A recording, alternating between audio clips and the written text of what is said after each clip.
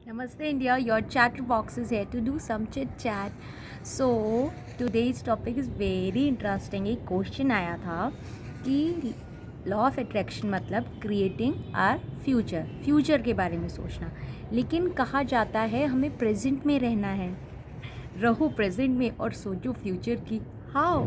So this is very interesting, very nice question and so मैं उस पर ही बना रही हूँ कि ये क्या है, कैसे है, क्यों है, सारी queries I hope I can solve on these queries in this video.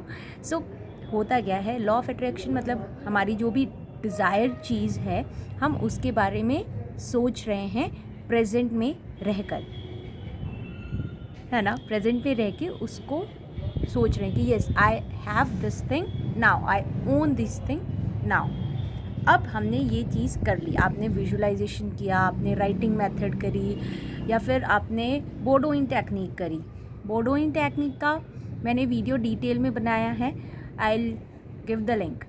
सो बोडोइंग, अब मैं आपको मेरा एग्जांपल देती हूँ कि क्या हुआ अगर आपने कुछ भी टेक्निक्स लगाई है उसको छोड़ो एंड दिन भर अपना काम करिए to have your desire. Like जब मैं 10th में थी, मैंने ये एग्जाम्पल आपको पहले भी दिया था, मुझे 60% चाहिए थे एंड आई गॉट 301 ऑन 500, यानी एग्जैक्ट 60%। How this happen? मैं सिर्फ बोडोइन टेक्निक लगाती थी। इट मीन्स जब मैं सोने जाती थी तब और उठने के बाद, जब हमारा सबकॉन्शियस माइंड सबसे ज़्यादा एक्टिव होता है, मैं उसको 60% के लिए ऑर्डर देती थी, ठीक है, रिक्वेस्ट करती थी, प्रार्थना करती थी कि I got 60% in my 10th class, ये बोल के मैं सो जाती थी और उठते साथ यही बोलती थी।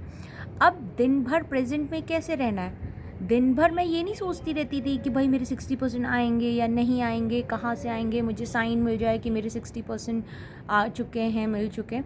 मैं दिन भर अपनी प्रिपरेशन करती थी, ठीक है, जो सब्जेक्ट है, जो मैंने टाइम टेबल बनाया है उस चीज़ को फॉलो करती थी। स्कूल जा रहे हैं, स्कूल से वापस आ रहे हैं, अपनी जितनी पढ़ाई करनी है उतनी पढ़ाई कर रहे हैं, रिवीजन कर रहे हैं और उसको टिक करते जा रहे हैं। और वो ये काम कैसे हो रहा है? इन प्रेजेंट हो रहा है ना, ये प्रेजेंट में ही कर रही हूँ मैं। वहाँ ये चीज़ नहीं सोच रही हूँ कि मैं 60% आएंगे या नहीं आएंगे। I am doing all this work to have that 60% in future.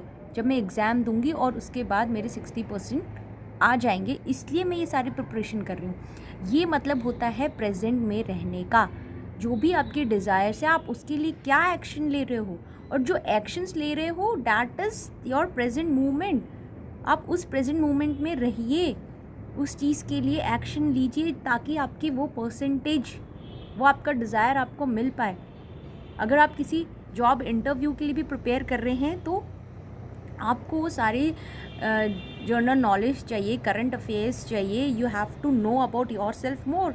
So just, and this is very simple. सुबह सुबह उठे, भगवान जी मेरा ये क्रैक हो जाए, एंड रात को सोते समय जाते भी अगेन ये रिपीट कर दिया, एंड पूरा दिन आपके पास है to prepare for your interview, and that is the present moment. आप उस समय ये नहीं सोचेंगे कि ये चीज़ हो रही है या नहीं। यही होता है कि जब भी हम लॉ ऑफ अट्रैक्शन लगा रहे हैं, इसकी टेक्निक को फॉलो कर रहे हैं और साथ में ये सोच रहे हैं कि ये होगा या नहीं होगा, then you are not in the present moment, या फ्यूचर की ही बात सोच रहे हैं।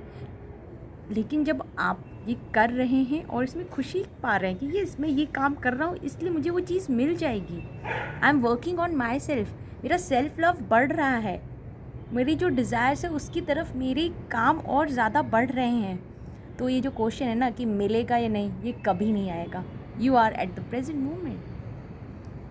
This is the beauty of law of attraction. So ladies and gentleman, set a desire, intention को सेट करिए और छोड़ दीजिए उसको यूनिवर्स के पास, और उसको पाने के लिए जो भी मैसिव एक्शन आप लगा सकते हैं वो लगाइए।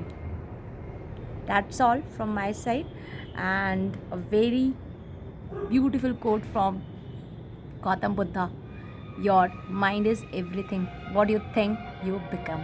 So have faith on this. ये तो लॉर्ड बुद्धा ने बोल दिया है, भगवान जी ने बोल दिया है कि आपका दिमाग से आप जो सोचते हो आप बन जाते हो। इस बात पे ही फेथ रख लीजिए, and see the magic. Bye bye.